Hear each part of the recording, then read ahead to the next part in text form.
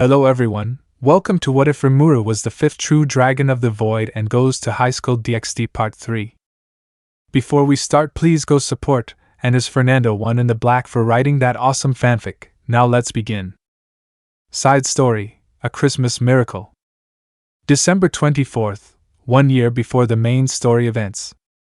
Rimuru, and that's how Ains, Tanya, Kazuma, Subaru, Naofumi and your awesome papa, me, saved the summer festival by defeated the evil wicked bitch from ruining everything. Then everyone returned back to their original worlds and they all live happily ever.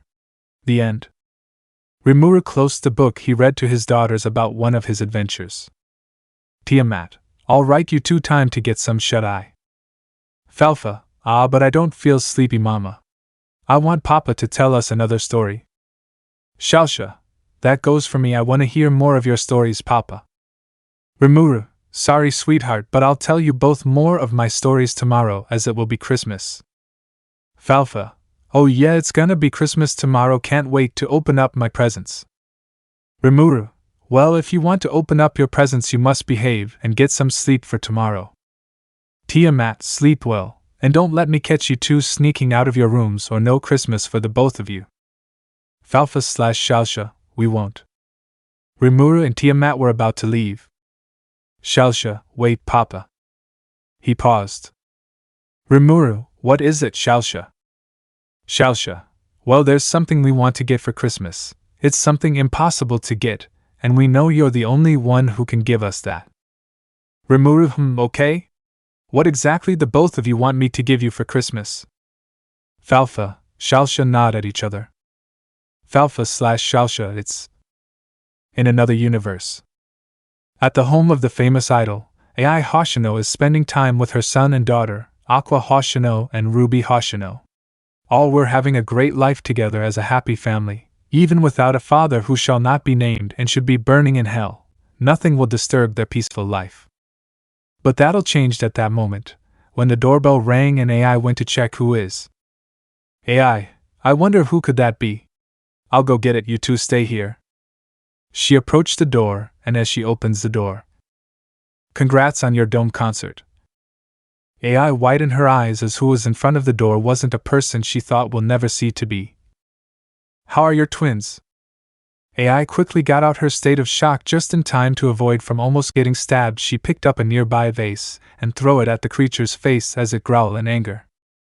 You bitch, you pay for that. AI, I don't know who you are or what are you, but stay away from us, don't come near me and my children. Aqua, mom, what's going? Aqua frozen in place of what he is seeing, the weird creature pointing its daggers at his mother. Aqua, another Deno. Aqua said with a low voice. He seems to recognize the creature and knowing its name. He has so many questions, but his main priority is his mother's life, as it seems to be targeting her for some reason.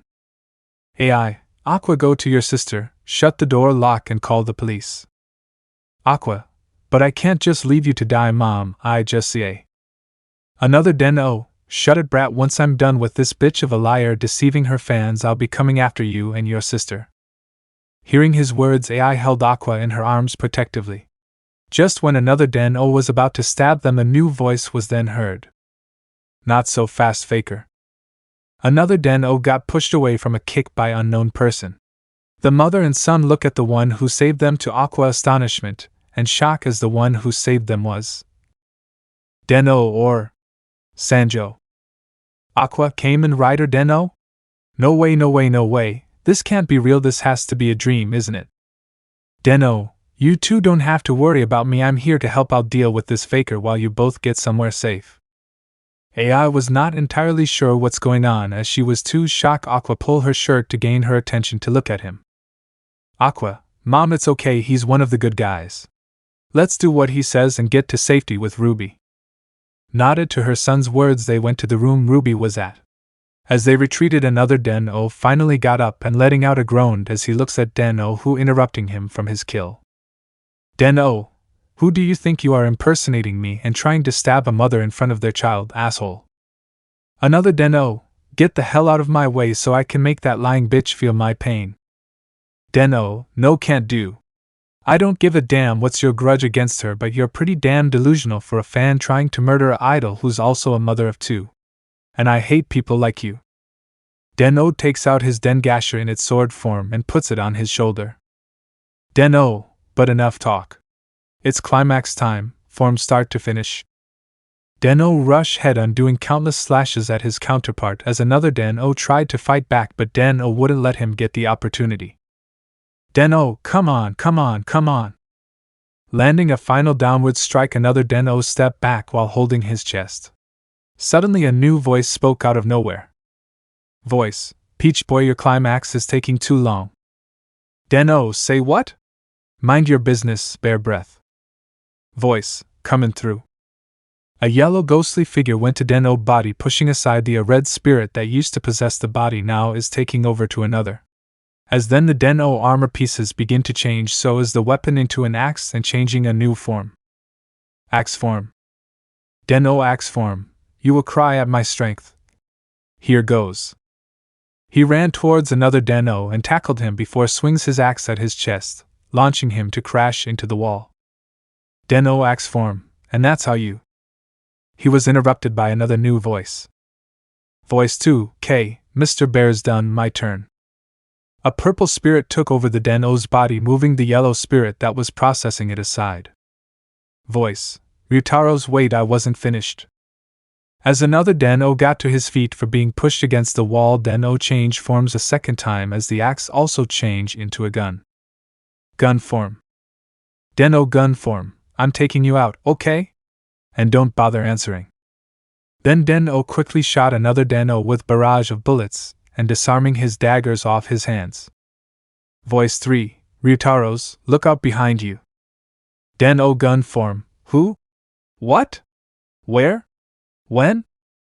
A purple spirit got pushed aside as a blue spirit then took over the Den-O's body, changing form and the gun to a rod. Rod form. Den-O rod form, that was a lie. He turns to another Den-O. Den-O rod form, my words contain any number of hidden hooks. Are you ready to be reeled in? He throws his rod like a harpoon directly at another Den-O as it went through his chest, then turns into a paralyzing blue hexagonal symbol. Once that was done, he attacks with the Denrider kick, which then causes explosion upon contact to the target. Another Den-O, Gaia. As another Den-O screams beginning to fade, he was completely obliterated, leaving no trace of him behind. Meanwhile, AI hold Aqua and Ruby in her arms as they heard the explosion from outside the room. Ruby, what was that sound, mama? Are we gonna be okay? AI, yes, Ruby. We are gonna be okay, and we just need to wait until everything is safe. Just then they heard the door open. AI hold her children tightly, preparing for what's to come. As the door opened, a male voice spoke to them in a worried tone. Man, are the three of you okay? A man in a suit offers his hand for AI as she looks at him. He seems trustworthy as she accepting his hand. Aqua stared at the man and was surprised of the person in front of him. Aqua, Ryotaro Nogami?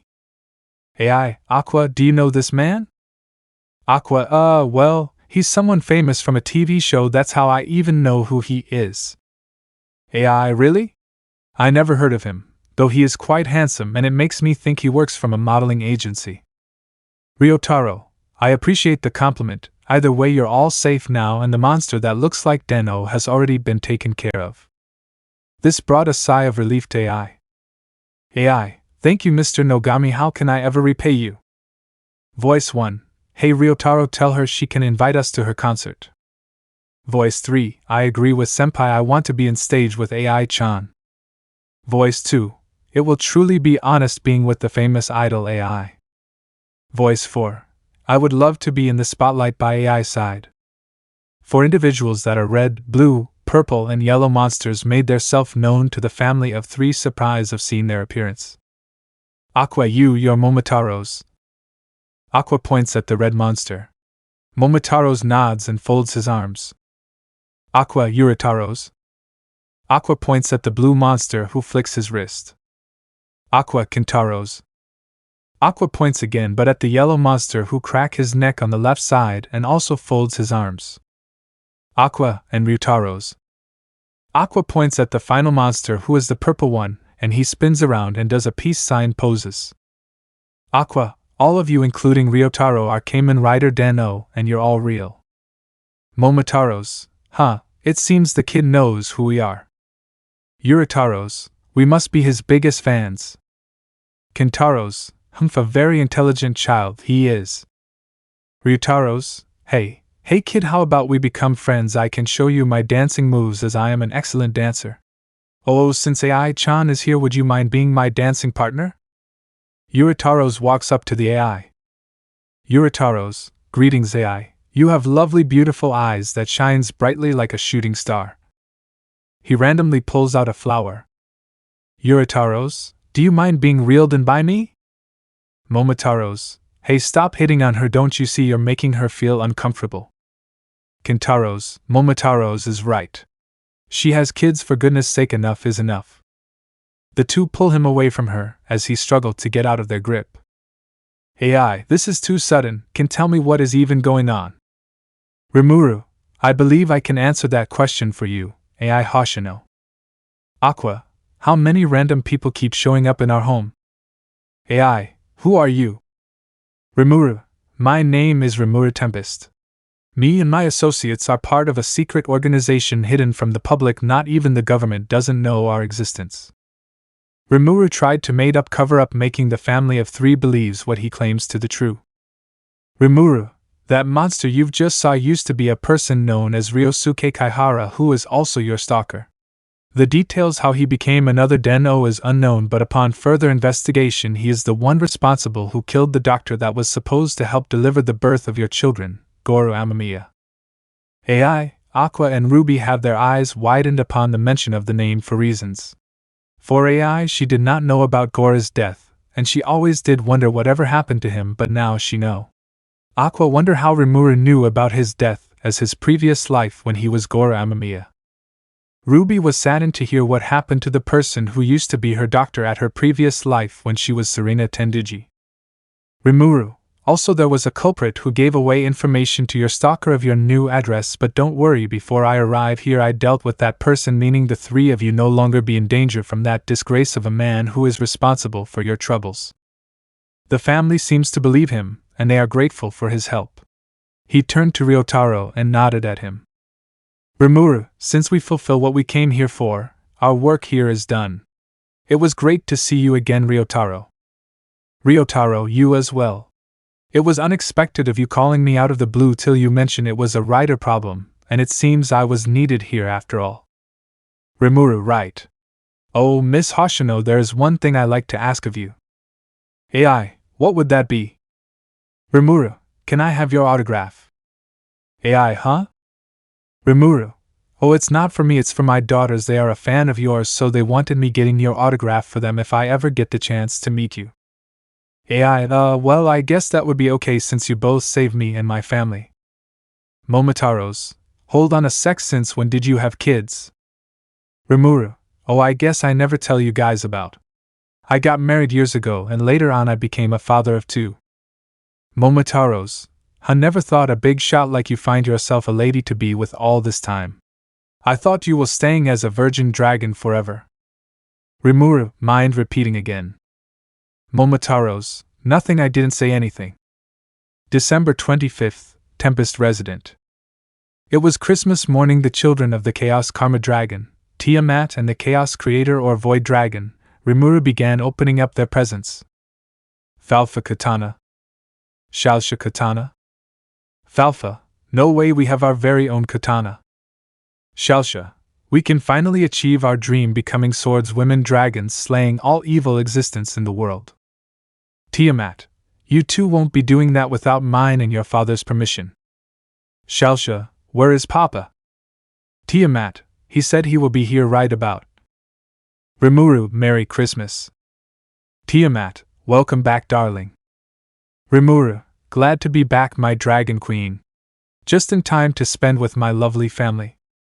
Both gave each other a kiss and their children hugged them. Rimuru noticed they opened up the presents he made for them. Falfa, thank you for giving us these awesome katanas, Papa. Shalsha, they're amazing, we can't wait to try them out. Rimuru, ahaha, I'm glad you do like them. I'm glad they're happy for those katanas you made for them, Seal. Seal, 5 made these so master can be happy, but since they're master's daughters they're technically my daughters as well, so I'm glad they like their gifts. Rimuru, you did amazing job, and for that I should give you a reward. How about kiss? Would you like that to be your reward? In the background Seal was blushing out a storm, her cheeks heated red. Seal, I wouldn't mind at all, master. Shalsha, Papa, do you have the Christmas gift you promised us? Rimuru, I do, just as I promise. Rimuru showed them the autograph signature signed by AI Hoshino. Rimuru, as for the other promise, I kept my word that AI will live and not die. And here is the proof. He snapped his fingers as the TV of the living room turns on, showing the live concert of AI, who came up on stage, and then she called out to the crowd as they cheer for her. AI, smile, thank you for coming for my concert. Then crowd cheered even louder as AI smiled, and then she started the song. After her song ended, the crowd cheered and clapping. Falfa, that was amazing, she's totally awesome. Shalsha, she's really amazing, idol. The best Christmas gift is hearing her song and see her life. Falfa, and it's all thanks to Papa for it to happen. It's a Christmas miracle. Rimuru, oh shucks, you're making me feel embarrassed. Seal, master, what would you like me to do with our prisoner? Rimuru, oh yes, that douchebag of a father who ruined that family's lives from the previous timeline. Who they're referring to as man Hikaru Kamiki, the one who leaked AI's address to that disgruntled fan, leading to her death from previous timeline. Things change as Rimuru teleport you where Hikaru was without giving him a chance to answer who he is, then he knocked him out and been brutally torturing the man to death. Rimuru, continue torturing him, make him beg for his life like he did to his victims until he's good as dead. Seal let out a sadist giggle. Seal, it shall be done, master. Also Merry Christmas. Rimuru, Merry Christmas to you, Seal. The family notice AI's concert doesn't seem to be over yet. AI, thank you for hearing my song everyone, but the concert isn't over yet as I have 4 special guests that will also be performing my concert. The crowd were wondering who the special guests are until they heard footsteps.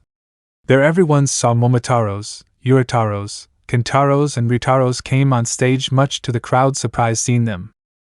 Momotaros, or Sanju. Yuritaros, ladies, mind if I reeled you in? Kentaros, my singing voice will make you all cry. Ritaros, mind if I show you guys my dancing skills? I can't hear you. Rimuru, oh no, those 4 idiots are also performing on stage. This better be worth the watch, otherwise I'm changing the channel. The crowd were a bit confused, but they cheered anyways, letting the 4 of them start their own song. After their song ended, the crowd cheered and clapping like before. Rimuru HM. That was actually pretty good. Rimuru continues celebrate Christmas and opening up more presents until it's finally time for the twins to go to bed. Falfa, this was the best Christmas we ever had this year, and maybe next year we will get more presents. Shalsha, I really like the Christmas gifts we have this year, even the autograph signature signed by the real AI Hoshino. Rimuru, I'm glad you two love your gifts. Now it's time to get some sleep because tomorrow I'm gonna be training you both using your new katanas to become an excellent swordswomen. They became excited and they couldn't wait for tomorrow that they can use their blades. Rimuru kissed both of their foreheads, then left their room and headed to his own room where Tiamat is waiting for him as she has his present prepared for him. Entering in the room, Rimuru saw Tiamat on the bed with her being tied up in Christmas ribbons, as well having Christmas decorations on her horns. Tiamat, Era, I've been waiting for you. How about you come here and open up your present, darling? She said with a seductive tone, as well having heart-shaped eyes staring at him lovingly. Rimuru, happy Merry Christmas to me. Merry Christmas. Now I know this chapter might have been a bit odd, as originally this wasn't supposed to be a Christmas chapter but one-shot story, Ashi no Ko with Kamen Rider Denno, but since Christmas was on the way, I decided to meet this Christmas chapter. Have a lovely Christmas with your families and friends, and before ending things off, here's a video of anime characters celebrating Christmas. Meeting the ogres and a vampire. After Shiza passed away, Eren, Kavul, Jido were saddened when they heard the loss of Shizu, and they were shocked once they saw what Rimuru looked like, an exact copy of her, but after a bit explaining that they just look alike and not related, which they understand. The three adventurers left to return to Blumund and were given gifts by Kavul and the three dwarf brother. I'm standing on the grave of Shizu that I made for her to pay my respect, praying for her even though I'm a god, just considering it showing respect to the dead. Later on, Rigger told me that they will make a feast tonight. Tiamat will be helping out with the cooking as well, teaching the goblins how to cook. I made my way to meet up with the hunting team in charge of gathering the food for tonight's feast, but then noticed Falfa, Shalsha are with them. Rimuru, hey guys. Falfa, oh Papa is here. Rigger, Lord Rimuru. Rimuru, thanks for always hunting for us, Rigger. Rigger, it is my honor, sir. We're just on our way out to the force. Falfa, we're having a feast tonight, so we'll bring back something delicious. Rimuru, why are you two here? Shalsha, we asked Mama to join with the hunting team so we can help them bring back something for everyone to eat. Rimuru, well, it's nice you two want to help everyone, which that makes me proud of the both you. The twins were happy that their father is proud of them, and they want to be praised more by him. Gobda, you're going to eat with us? Falfa, we sure are. Shalsha, of course, dummy. Gobda, if you two eat a lot, I wonder your boobs grow bigger just like your mom's. Falfa. Shalsha. Rimuru. Unhappy hearing that perverted comment, the twins delivers a punch to Gobda's nose. Shalsha, can we castrate him on the way back from the hunt? Rimuru, no, breaking his nose was a better option. With a face like his, no one would notice anyway. Rigger, I'm sorry, Lord Rimuru, I'll make sure Gobda is strictly disciplined anyway. I'll prepare some grade A bull deer for the feast. Falfa/Shalsha, bull deer? Rimuru, great thanks. It was then Rimuru suddenly sensed multiple presences, turned to hear the shaking sounds coming from the bushes, as everyone also noticed this as well. Walking closer, and behind those bushes were Rimuru slime? Falfa, whoa, there's a lot of them. Shalsha, are they always in the open from a large pack? Rigger, this is a rare occurrence. Slimes usually appear in the dry summer season, but it's rare for them to be out so soon. Rimuru continues to look at the slimes. Rimuru, it has been a while since I seen a slime, as the last time I ever saw one was about 300 years. Looking at the sight of them, he felt like he has this strange connection with the slimes, but does not know why. He just finds it very odd. Rimuru, well, I'll be leaving now. Ranga. Ranga emerges from Rimuru's shadow. Ranga, you called, master? Rimuru, I want you to tag along with Rigger's team and guard my daughters, in case anything happens. Ranga, understood, master. You can count on me. No need for reservation, Rigger. In the name of Rimuruism. Rimuru, wait, what? Velzard's POV. It's really been so bored in here. Guy just recently had a meeting with Demon Lord Leon Cromwell, and honestly it pissed me off. He's tried to get into his pants instead of not paying attention to me. I swear that demon is such an idiot one. On the other hand, I'm still happy for my brother's return and finding out he has a wife and 2 daughters. I really want to see my nieces again. They are really such a lovely and well-mannered girls, unlike my other niece Melim. She never even visit me, not even once. A knock was heard from the outside of my room. Wondering if it could be Guy or Misery and Rain. I'd opened the door, and to my surprise it was my big brother, and he smiled upon seeing me. Rimuru, hi little sis, surprised to see me? Velzard, big brother, what are you doing here? Rimuru, what? Is it not okay for me to see my dear baby sister? Velzard, blush and no, I don't have a problem with that. I'm just happy you're here, but wasn't expecting you to suddenly visit me. Rimuru, well, I wanted to check how you've been doing. So, mind if I come in so we can chat? Velzard, why yes, please come in, brother. I let my brother in my room. We sat down on 2 chairs I made for us to sit. I was really nervous, not sure what to say or talk about with my brother till he said, Rimuru, so how's the weather going? Pretty chilly around here, cool, right? I got confused why he suddenly asked me that question, but realized that he was telling me a joke. Velzard, Was that supposed to be a ice pun because where we are right now in frozen continent? Rimuru, yet just wanted to lighten mood cause you did seem a bit nervous. And if it seemed to offend you, being the white ice dragon, then sorry about that. Velzard, it's fine, I wouldn't mind. But if it was Veldora telling that joke. Velzard, smug, I'll gladly send him all the way to purgatory to experience the harsh frozen parts of hell. Rimuru, now Velzard, there's no need for you to be so harsh on your little brother even if he's such a recluse. Velzard, but he needs to be punished, otherwise he will never learn his mistakes or grown up to be mature. It is my duty as his older sister to properly educate him. Rimuru, even so, physically beating him won't make a change how you see fit, it will only mentally scar him life, and he will keep his distance away from you as he is afraid of being punished by you again. As he said, looks at Velzard with a cute pout on her face. Rimuru, pouting won't change anything. Though it does make you look cuter, which I find it adorable. Velzard, blush, you always been the one saying the kindest choice of words and it makes me happy, but at the same time it make me feel embarrassed. Rimuru, who can blame me? You and Veldrind are my precious to me and the cutest sisters in the whole universe. I'm lucky having the both of you as my sisters. Velzard, cover her face. BBB brother, please stop, this is too embarrassment for me to handle. Although I do like getting the attention from my brother even if I have to endure him constantly remarking the embarrassing compliments he keeps throw at me. Rimuru, okay, I'll stop making you feel embarrassed as I don't want to see you turning all red because of me. Now tell me, dear sister, how's your day been doing?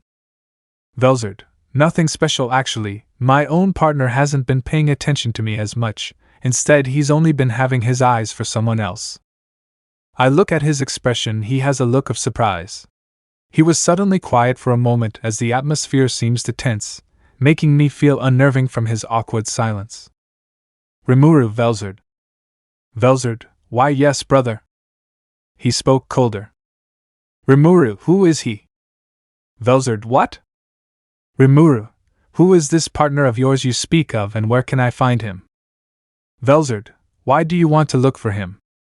I asked worriedly. Rimuru, I just want to talk to him. Velzard, I doubt you want to have a simple talk because I can tell from the tone of yours that you're up to something bad. He shrugs his shoulders. Rimuru, you caught me red-handed. As expected of my dear little sister who knows me best. But moving aside, tell me, what's the name of your partner so I can have a talk with him, maybe give him a few broken bones for how he's been ignoring you. Wasn't sure if I should tell him. What if he gets mad and what would he do to Guy? Hopefully he wouldn't try to hurt him. Velzard, his name is Guy Crimson. And he's also the Red Primordial, Rouge. I waited, how would he react? He got up from the chair and his hair covered his face, preventing on seeing his expression. Rimuru, I do not approve of this. He began marching towards the door, but I perpendicular from going any further. Velzard, brother, please don't do anything rationally. Rimuru, step aside. Velzard, I cannot allow that demon having his filthy hands on you. Since the moment I first met him I never like him one bit, and trust me, I had my fair share experience of dealing with redheads like him. They're all nothing but like to cause trouble for others. Velzard, but... Rimuru, no buts. Now step aside so I can confront with that motherfucker. Ranga, Lord Rimuru. He suddenly stopped whatever he was about to say, I wonder why. Seal, receiving thought communication from Ranga.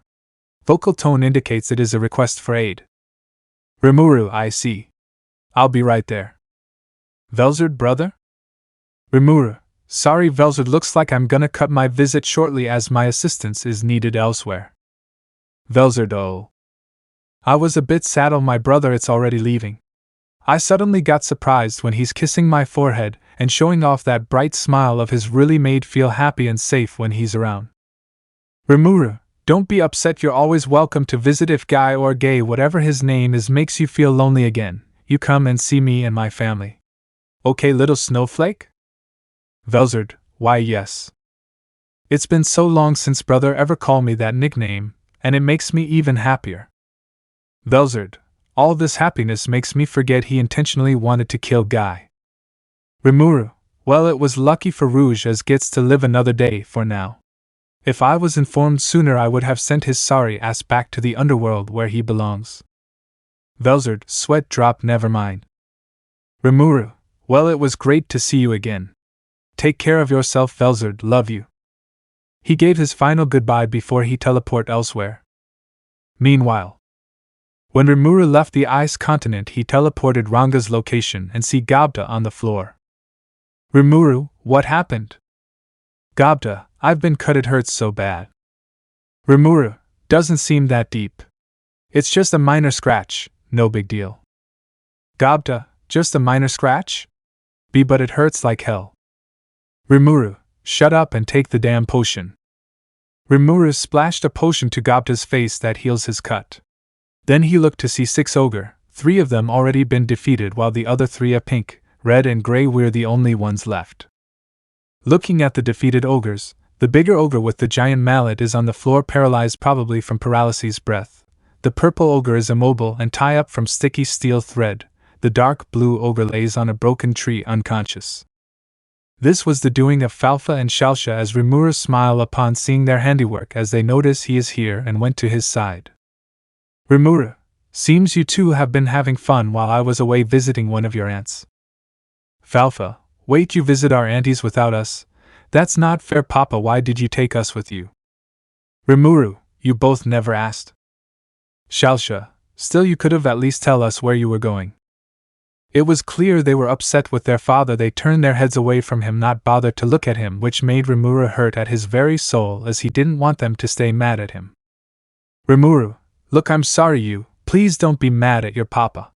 If it makes you both feel better, I can ask the dwarf brothers to make personal battle outfits for the both of you. Upon hearing his word, they turned to look at him with exciting eyes. Falfa/Shalsha, deal. This moment was interrupted by the Red Ogre shouting at them from being ignored.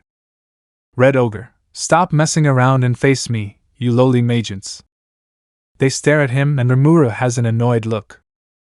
Rimuru, great, another arrogant redhead, hope this one isn't like the rest. Elder Ogre, be careful, young master, whoever this person is, it's clear to me he's hidden their strength, said the white-robed Elder Ogre who stand next to the Red Ogre, calling him your master. Rimuru, listen, I don't know what all of this is all about, so might telling me what you ogres are doing here and why you attacked my subordinate. Red Ogre, we will not fall for your treacherous tricks. Enslaving these hobgoblin, not a feat just any human can accomplish. It only mean you're working with the Magian who sent those orcs to our village and killed our people. Rimuru, hold on, there's no need for you to jump into conclusions, this is a misunder. Red Ogre, silence, you shall pay for your crimes. Having your head will be a fitting price to average all of my people you and those vile orcs have killed. He doesn't seem to have any intention in listening to Rimuru. Rimuru, fine, if you don't want to listen to reason then. I'll just have to make you understand. Rimuru released a terrifying aura towards Ogre as their eyes widened from the display of power Rimuru held. The Red Ogre struggled to stand on his feet and stare at Rimuru with a look of fear. Rimuru, so here's how things are gonna go. We stop this pointless fighting, that way no one either side gets hurt or dies, so we can clear this misunderstanding. That's if you can cooperate with me. If I was in your predicament, I would choose the wisest choice to give up and surrender peacefully. Having no much have a choice, the Red Ogre swallow his pride and kneel down, followed by the Elder Ogre and Pink Ogre. Red Ogre, I surrender. Rimuru suppressed his aura and changed to a calming one, then having a cheerful smile. Rimuru, great, since that was settled, we'll take you all to our village just to clear the misunderstanding towards us. After that, Rimuru invites the 6 ogres to his village and joining tonight's feast. Clearly the misunderstanding, the ogres apologize from attacking them. They explain that their village was attacked by orcs that were helped by some masked Magian and everyone was massacred. They were the only ones left who survive. Rimuru then suggested offer their help by becoming his subordinates. The Red Ogre said he'll think about it for a while. Rimuru naturally accepted. Rimuru suddenly sensed someone near the village. Seal, master, it seems a vampire by name Luminous Valentine, who is also Demon Lord, is in the cave. Rimuru, what is she even doing here? Seal, she wanted to know if he is dead, as she has a hatred towards Veldora as he destroyed her original kingdom, and she has never forgiven him. Rimuru facepalmed in disappointment to his brother. Rimuru, that brother of mine, I will have a word with him after this. Meanwhile, inside the cave, the demon lord Luminous Valentine searched through the cave to see any traces of Veldora if he really did disappear. Luminous, nothing. So that damn lizard really did disappear? She didn't notice nor sense someone was behind her, then felt a tap on her shoulder and jumped in surprise, turning around to see Rimuru smiling at her. Rimuru, sorry to startle you, but I was curious what you were snooping around here. Luminous blushed when seeing Rimuru's beauty, and could have mistaken him for a goddess because of his looks, but shakes it off immediately. Luminous, I didn't even sense. She must be strong. Moreover, she is very beautiful, make me want to do things to her body in private chambers. She thought to herself, but immediately put her fantasies aside. Luminous, who might you be? What are you doing here in this cave? How come I didn't sense you? Rimuru, one question at a time please, Miss Vampire, or should I say Demon Lord Luminous Valentine. Luminous eyes widened, he knows her name. Luminous, so you know of my name? I'd kept my identity a secret from everyone, even to the other demon lords, with the exception to those I trust who knows who I am, but you're quite an intellect individual. Rimuru, trust me babe, there's a lot of things I know that is beyond your comprehension. Also, I apologize for what Veldora has done for destroying your old nation. Luminous, how does this people even know about that? Does she also know about Cronoa? Luminous, just for curiosity, how do you know that damn lizard? Are you a servant of his, came to apologize to me in his behalf? Rimuru, I'm not a servant of his and I don't serve no one. You can say I know him personally and he won't be causing problems for you since he is in my care now. Luminous raised a brow. Luminous, so the damn lizard's still alive and he's in your care. How can someone like you keep him under control? A true dragon no less. Rimuru, oh, that's quite simple. I'm also a true dragon.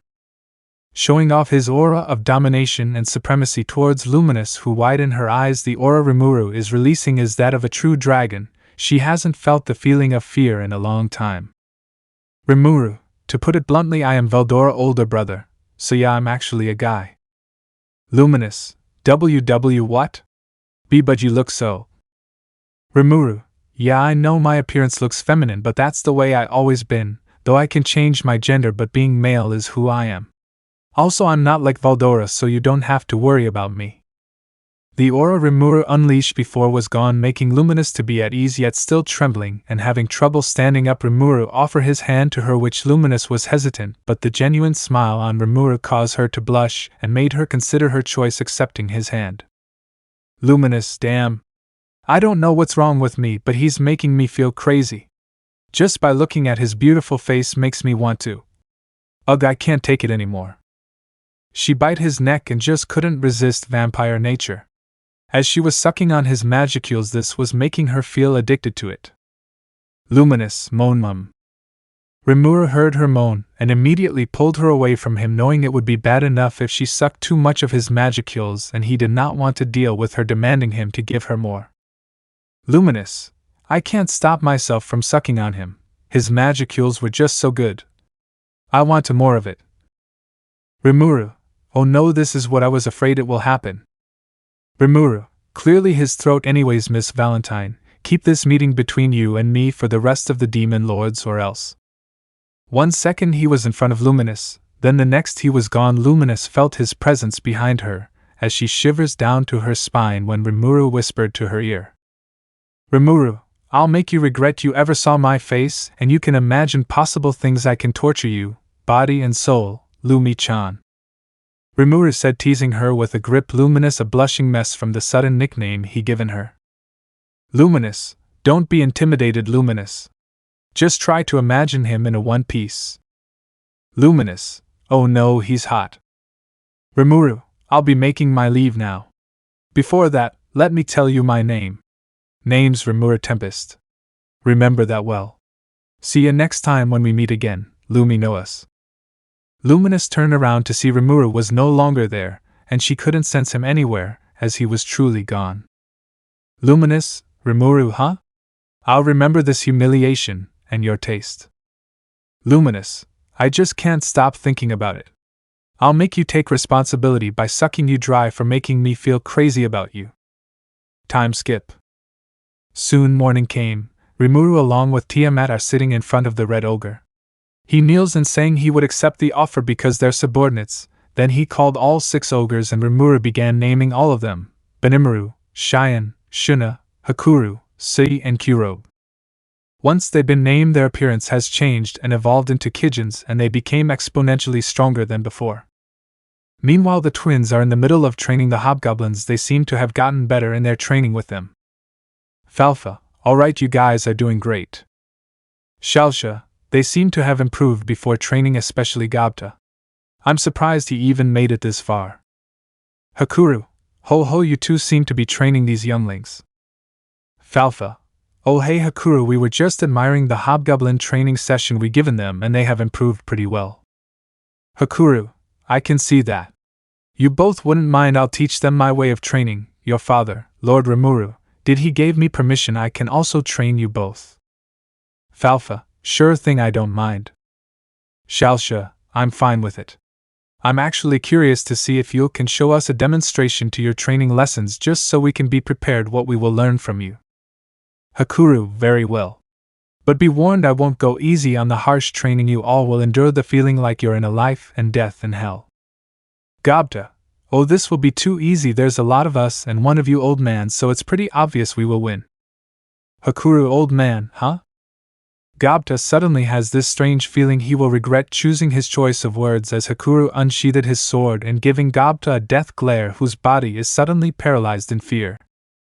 Hakuru, Lady Falfa, Lady Shalsha, watch closely as I shall demonstrate a display of my method of training on Gabta, who gladly volunteer being a test subject. Gabta, hold on, I didn't agree to volunteer. Shalsha, maybe if you didn't disrespect your elders you wouldn't be in this situation, it's common sense. Falfa, exactly what she say. Hakuru, ho, at least there are those in this new generation do have the respect for their elders. Now then, let's begin your hour of training in hell. The Lizardmen. Lake Sis. Meanwhile, in the land of the Lizardmen, the chieftain of the Lizardmen received a report that an orc army of 200,000 were coming toward them, and they were even responsible of attacking an ogres. The Lizardmen chieftain thought of it before saying, Lizardmen chieftain, the orc lord. Lizardmen chieftain, if theirs is an orc who could command a force of 200,000 of his brethren, it would have to be the unique monster of legend, the orc lord. All the Lizardmen present in the room start to panic and asking if they can defeat the orc army and their lord. Seeing this, the chieftain decides to speak up. Lizardmen chieftain, if an orc lord truly has been born, it will be difficult for us to win. The orc lord is a true monster that devours even the fear and terror of his own allies. But we must do everything we can possibly do. Lizardmen chief's daughter, and what does that entail? Lizardmen chieftain, I suppose we should request backup. My son, is my son here? Gabaru, I'm right here, father. Gabaru, but father, must you address me in such a boorish manner? I have a name, Gabaru, which was given to me by Jalmud-sama. Lizardmen chieftain, what you are called makes no difference. There is something I need you to do. Gabaru, what would that be? Meanwhile, Hakuru has just finished his training with Gabta, and the other hobgoblins all have been beaten, especially Gabta being the first to endure Hakuru's training of hell. Falfa and Shalsha, on the other hand, were the only ones still standing and had a lot of energy than the rest, making Hakuru impress. Hakuru, very impressive. Lady Falfa, Lady Shalsha, you two were able to last longer than the rest of my students I had trained. Shalsha, bow, thank you for the compliment, Hakuru-sensei. It is all thanks to the hard work we receive from our parents training us. Falfa, both Mama and Papa can be strict whatever they train us. Sometimes we have a few teachers that are our Papa's friends come teach us their fighting talents and swordsmanship. Shalsha, we also been trained with our great godmother's friends, all of them are dragons like us. Hakuru, interesting, you both been trained by a lot of talented people, they must have been great teachers. Falfa, they are, and they're very kind people we respect, all are super strong and awesome. Gabda, If 2 became strong thanks to those people, maybe I can be trained by them to become awesome and even stronger than you guys. Xiaoxia, have you ever fought 6 dragons that are capable of destroying an entire country, all at once while still fighting over 12 hours without rest? Gobta. Falfa, what? No response? Gobta. How is it possible for the both of you to survive such harsh training? Both gave him a look, then they put their fingers on their lips and grins mischievously. Falfa/Xiaoxia, that's our secret. Currently Rimuru is busy in the middle of being pleased by his 2 wives. Seal sat on his face while he's eating her out, and Tiamat is bouncing up and down on his member. Their moans filled the room they are in. Lemon skip, please read it on website. They continue on for a couple of minutes until they came a second time, all 3 panting heavily and sweaty from the incredible threesome action. Rimuru, are you both satisfied? Seal/Tiamat, breathing heavily, yes. Rimuru, good, get dressed, it's time for breakfast. Let's not keep everyone waiting. After they're cleaning themselves up and getting dressed for the day, Seal returned back within Rimuru as he and Tiamat meet up with the other Kijins while Tiamat goes making breakfast as Rimuru discuss with Rimuru about Orc Lord. Later on, Rimuru found out Cheyenne's cooking is really bad. Just from the looks of it, he wonders if she even ever tried out her own food. He really didn't want to eat it, so he accidentally fed it to Gobta as he sadly died from food poisoning, but he will later come back. Luckily Tiamat brought her own food she cooked that are much edible, as Tiamat offers Cheyenne to help her improve with her cooking skills, which Cheyenne happily accepts her offer. That's when suddenly Soul appeared as he reported to Rimuru he spotted a group of Lizardmen coming to the village. As such, Rimuru was curious what they want, so he naturally let them come. Later the Lizardmen arrived. They were met by Rimuru, Tiamat, Benimaru, Cheyenne, Hakuru and Rigard. Naturally, the Lizardmen made an entrance. Rimuru, Benimaru, is something the matter, my lord? Rimuru, it's nothing, it's just that Lizardmen seems oddly familiar to me for some reason. Gabiru, hello there fellow monsters, I am Gabiru of the Lizardmen. For now on you all shall serve under me and consider it a great honor. Lizardman Guard 1, yeah, Gabiru-sama. Lizardman Guard 2, you're the best. Lizardman Guard 3, so cool. Lizardman Guard 4, you're on fire. Everyone, huh? Gabiru's friend 1, remember him well. This is the man who will be chief of the Lizardmen. Bow down. Everyone, huh? Meanwhile Rimuru stare at Gabiru as if hearing his voice and how he acts. A thought came to mind of a certain degenerate guy in green whom yearns for truth, gender equality. Rimuru, no it couldn't be, even so he sounds just like Kazuma. Did Goddess Eris reincarnate him to my world to the kindness of her heart not to let him kept on suffering any longer in the world he was thrown in? Nah, probably the 2 share a brain cell and think alike, so it can't possibly be him. It was then Rimuru felt malicious aura coming from Cheyenne and Tiamat, both angrily glaring at Gabiru with killing intent as he doesn't seem to notice their stares at him. That's when Rigard decided to speak up. Rigard, ahem. Forgive me. You call yourself Gabiru, yes? This request to serve you is rather sudden. Gabiru, yar. Must I spell it out for you? You've heard the news, have you not? Rigard, what news? Gabiru, the news that those orc pigs are invading the great forest of Jura. That draws the attention of the Kijins. Gabiru, which is why it would be prudent that you come and serve under me. I, the illustrious Gabiru, can protect you.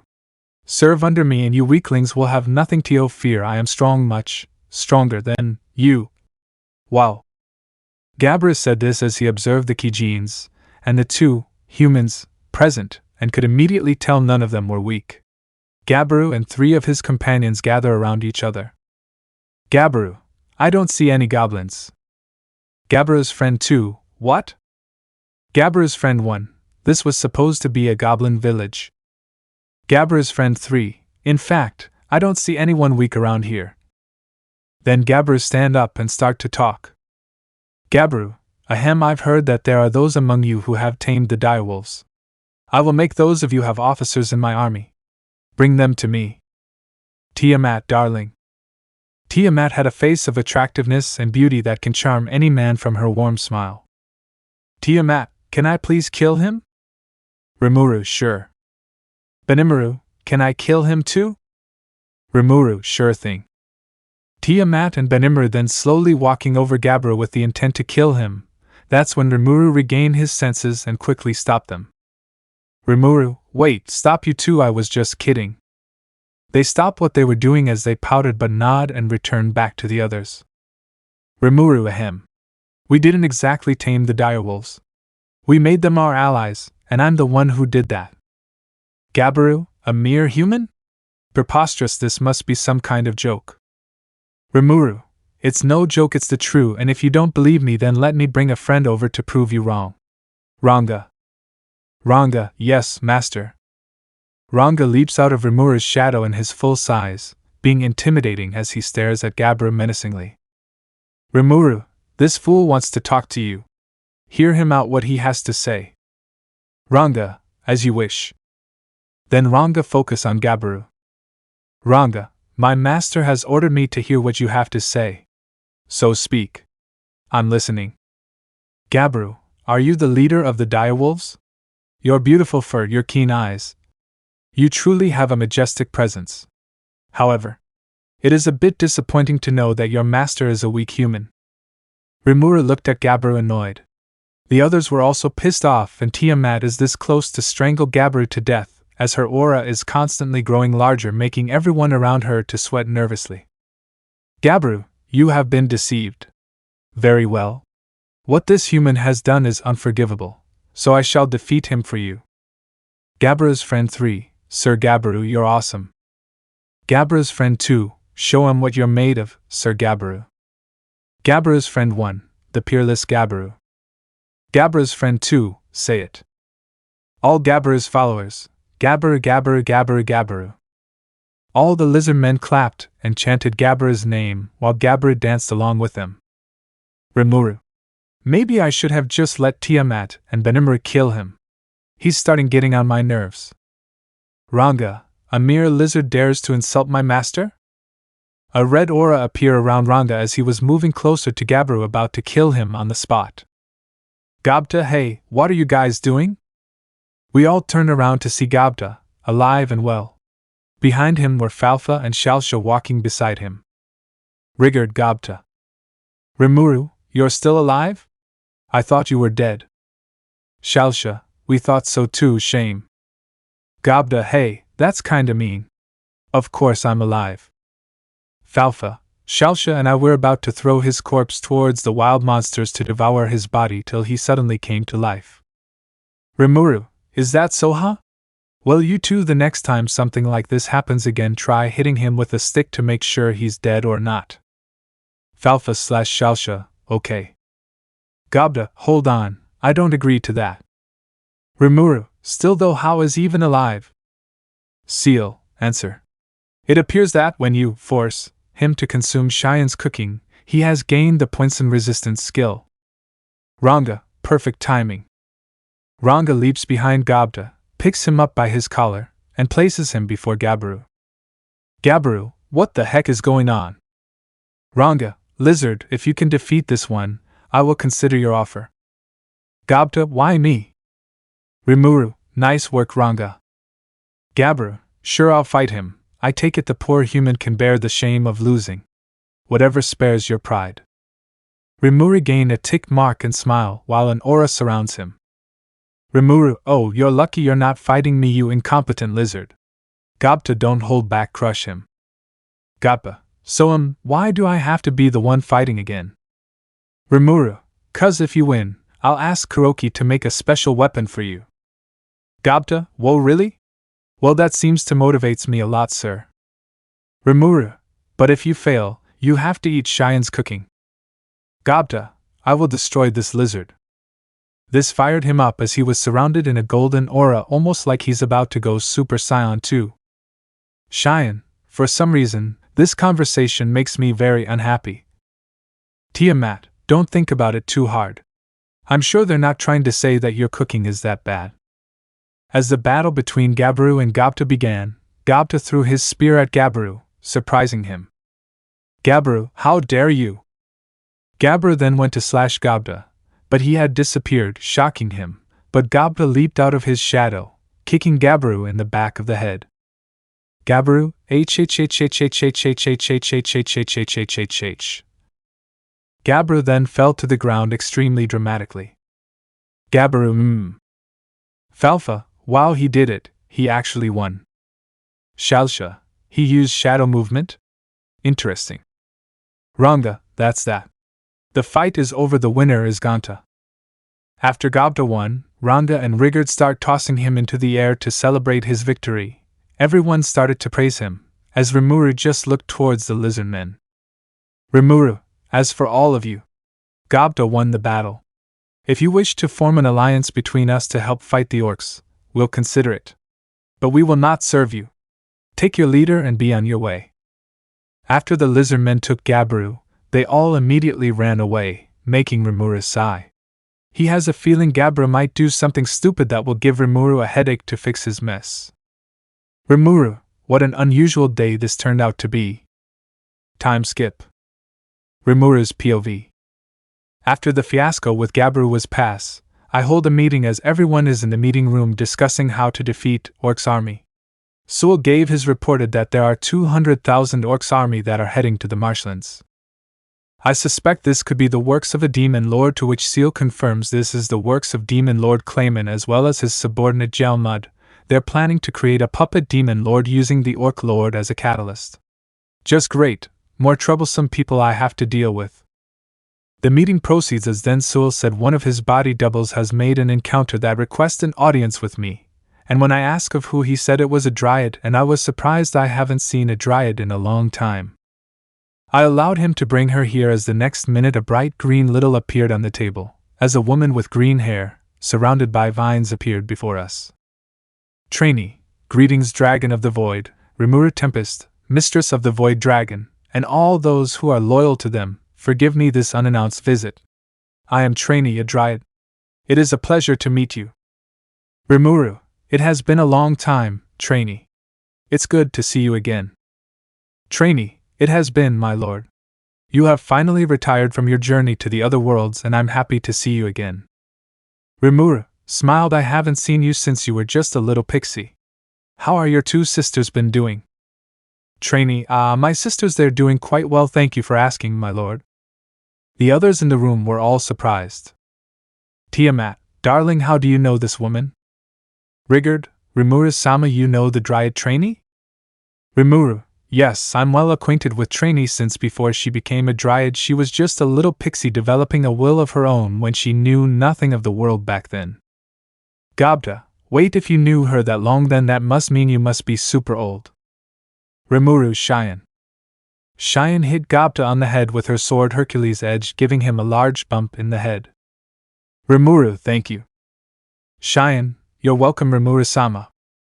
Rimuru, I think I should probably tell them who I truly am eventually since they are my subordinates, and they deserve to know the truth, but first things first. Rimuru, Trainee, if you're here then that must mean you came require our assistance to defeat the Orc Lord, am I right? Trainee, you're absolutely correct, as expected of Rimuru-sama. Meanwhile, a battle is taking place in a duel arena with two duelists on each opposite sides playing a children's card game known as Duel Monsters, while one of them is confident of winning the duel, while the other is having trouble not having any options left of winning this duel. Veldora, damn it, doesn't look good for me. Veldora said as he is currently wearing clothes while still in his dragon form. The clothes he is wearing are the outfits that belongs to the protagonist Yugi Muta from Yu-Gi-Oh! He even wears a wig of the protagonist's spiky hair as well the Millennium Puzzle around his neck. Said the cocky Trihexa with arrogance and pride.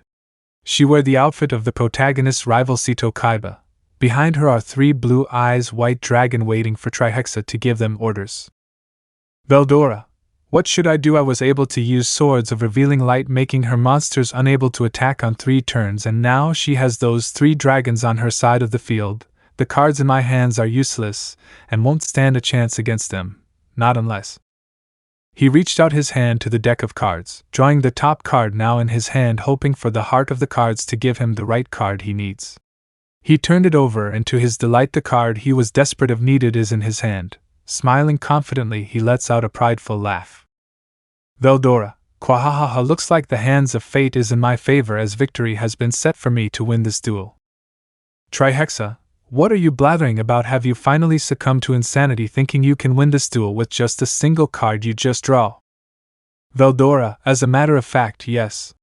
By putting my faith in the heart of the cards to draw the card that will automatically win me the duel. Trihexa, you're bluffing. There's no way whatever card you draw can defeat my 3 blue eyes. Veldora, I beg to differ. Feast your eyes upon, the card I draw is the one and only. Veldora revealed the card he draw, much to Trihexa's shock and horror. Veldora, the unstoppable Exodia, the Forbidden One. Veldora, the unstoppable Exodia, the Forbidden One.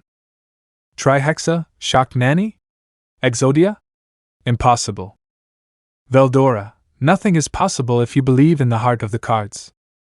Trihexa, bullshit, I called cheats. Veldora, it's no cheats if you have plot armor. After all, I am the protagonist of this story. Anyway, playtime is over as I assemble the 5 pieces of Exodia and win the duel. Go, Exodia. A bright light shines brightly around the arena as it soon died down, and on the field stood one of the most powerful monsters in the game, the mighty, unstoppable Exodia. Exodia, I am Exodia. I am going to destroy you. Trihexa, what the buck is that thing? Veldora, huh? Veldora widened his eyes as he realized his foolish mistake. He did assemble 5 pieces of Exodia, yes, but instead he only used 4 copies of the right leg of the Forbidden One, while still used the head of Exodia, making Exodia look deformed and glitching a lot. Veldora, oh yikes, I bucked that up. Immediately, Exodia self-destructed itself, probably be in an unstable state it just couldn't bear to suffer any longer. Veldora, no Exodia, he was my only hope of winning. Trihexa, well, that was anticlimactic. Anyways, ohoho, with Exodia out of the way, my 3 blue eyes white dragon will attack your life points directly and I'll win the duel. Veldora, girl, I didn't want it to come to this, but you leave me with no choice, but I'm going to have to activate my special effect. Trihexa, what's that? Veldora got off the cosplay he wears and jumps to the field with a loud thud. Veldora, I special summon the storm dragon Veldora Tempest in attack position. Trihexa, what, you can't do that, that's against the rules. Veldora, screw the rules, I'm doing things my way. Now prepare yourself for my powerful storm blast attack. Veldora fired a powerful beam, instantly obliterated the 3 blue eyes white dragon to nothingness, and Trihexa's life points dropped to 0 as she lost the duel. Veldora, quahahaha, not even those 3 dragons can withstand the might of a true dragon, the strongest and higher ranking beings of all existence. While Veldora was laughing, he doesn't notice a loli began approaching him with a pissed off look. As Trihexa got closer to his foot, she kicked him hard enough, making him yell in pain. Veldora, aha, my leg. Trihexa, that's what you get for cheating, you stupid baka. Veldora, why you little, you're gonna pay for hurting my delicate foot. While the two began to argue and probably start another fight, Ifrit watched them from afar as he closed a manga he just finished reading and sighs. Ifrit, sigh, it's getting quite noisy in here. Let me know in the comments below if you guys want the next part. Also check out my other video that has been shown and left. Thank you for watching. If you enjoyed this video, please like and share this video. And have a fantastic day. Bye.